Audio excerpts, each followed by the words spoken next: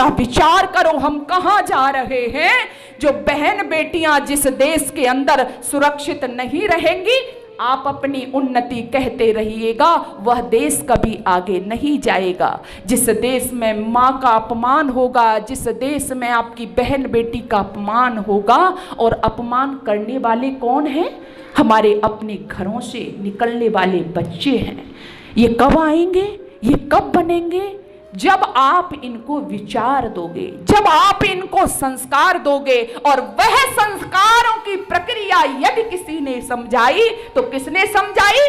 ऋषि दयानंद सरस्वती ने। केवल सत्यार्थ प्रकाश नहीं दिया उन्होंने संस्कार विधि दी हमको कि अपनी संतानों को संस्कारित करिएगा। एक संस्कार नहीं बल्कि 16 संस्कारों की प्रक्रिया से जब आपके बच्चे गुजरेंगे तो मेरा ये दावा है।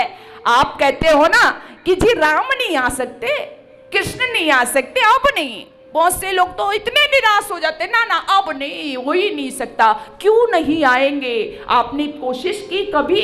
राम तो घरों में आएंगे, लेकिन राम को लाने के लिए क्या होगा? मैं अक्सर कहा करती हूँ, राम आएंगे हमारे घरों में, लेकिन माँ कौशल्या बनना होगा, दशरथ हमको बनना होगा। हनुमान आएंगे हमारे घरों में, लेकिन अंजना कौन बनेगा? कष्ट तो इस बात का है। मुझे एक घटना याद आती है। एक बार है ना, इसी तरह समस्याएं बहुत ज्यादा हो गई। किनकी समस्याएं बढ़ गई? चूहों की। चूहे बेचारे परेशान हो गए। क्यों हो गए? कि बिल्ली रोजाना आए और खा जाए चूहों को।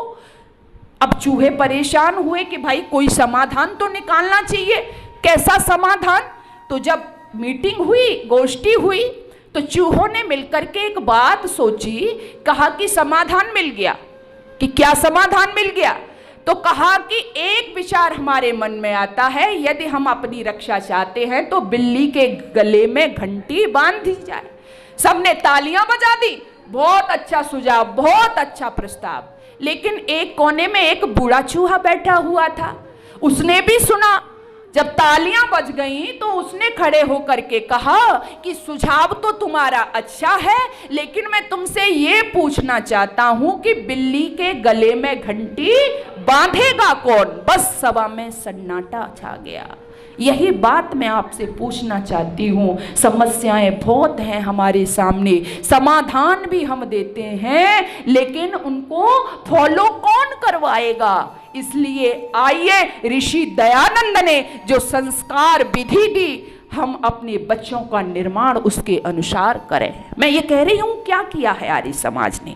संस्कार विधि के द्वारा बच्चों का निर्माण करिएगा, फिर देखिए समाज में वही राम राज्य होगा, वही कृष्ण जैसे योगी इस धरा पर फिर से अवतरित होंगे। इसके लिए हमें करना होगा।